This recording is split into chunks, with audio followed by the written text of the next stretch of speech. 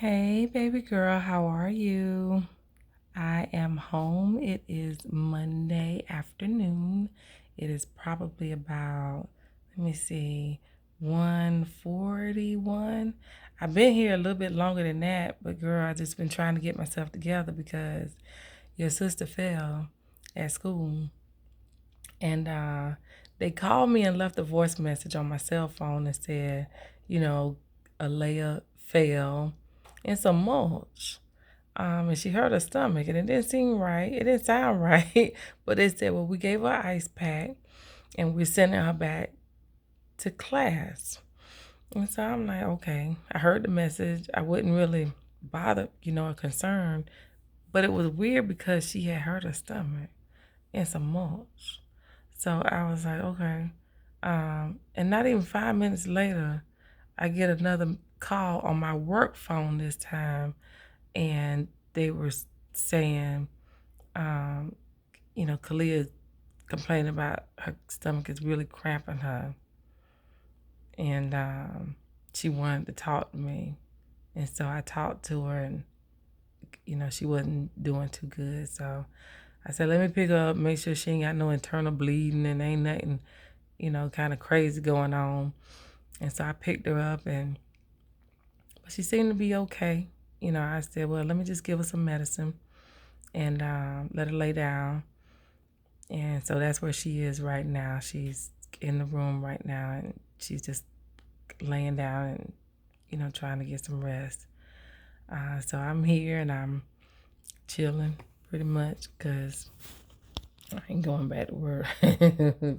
And so I wanted to let you know that, but I also wanted to share with you another word that I had. I'm sorry that these eyelashes be something else, honey. I be trying to get them right. I'm about to take it off since I'm home. But anyway, I was listening to this lady. Her name is, well, she's a prophetess, but, her name is Dr. Jolynn Whitaker.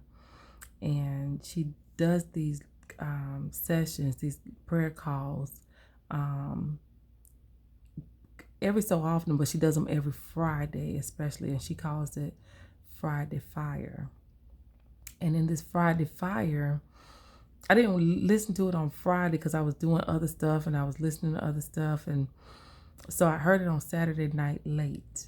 And it was so good that I said, I got to listen to that again in the morning. So I listened to it Sunday. And it was like, oh my God, you know me, girl. I get moved when it touch my spirit and make my baby leap, honey. I gotta share that thing. So, she said before she even got into her prayer and Friday fight, she said God woke her up, and in the middle of the night, and she wrote down what the Lord said, and He said, prophesy to somebody, at your Friday fire, who is ready for the blessing? Who ready?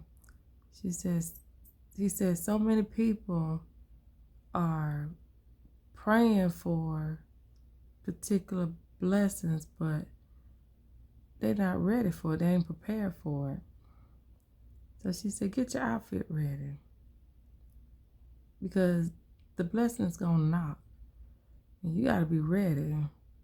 And I was like, oh my God. So you know me, I'm just shouting because I felt that thing. I was like, Lord, let me get my outfit ready. You know me. And it just made me think, like, God had me process, how you can expect people. People say you can, or you order something and you expecting it because you ordered it. You know it's coming. The problem is you can track it, and you can see where it is in the world before it gets to you, and it gives you an expected delivery date. The problem with the blessing is you order it, but God done shipped it out, but you don't know where it is, and you don't know what's gonna get there, so you don't really wait in expectation. You know what I mean? So you just you pray, and then most of the time you just kind of forget about it. And then when you finally go back to it and it hadn't happened in another week, another 2 weeks or whatever, you just kind of get frustrated. You let it go. You don't believe no more. You ain't excited no more. You just lose your expectation for it because our timing says it should be here by now, but it's not. But we know our ways are not God's ways, and His thoughts are not our thoughts, and so we have to just always be ready, always be in expectation, knowing that He's going to do exactly what you asked for. So at the end of the day, I was just like, wow. I was just praising God just for that word because I'm like, I got to stay ready. Notice the new wig, girl. I had to stay ready. But anyway, I started listening to another gentleman Sunday after I heard that. And he confirmed exactly what she said. He was like, basically, he was like, you got to make room for what you asked for.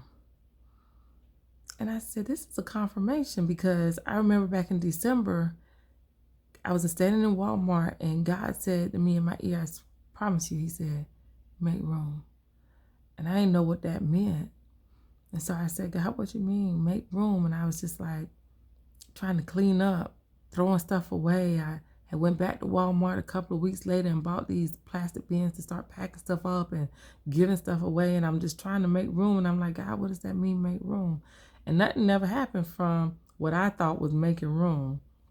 And so He said the same thing I heard God say months ago, make room.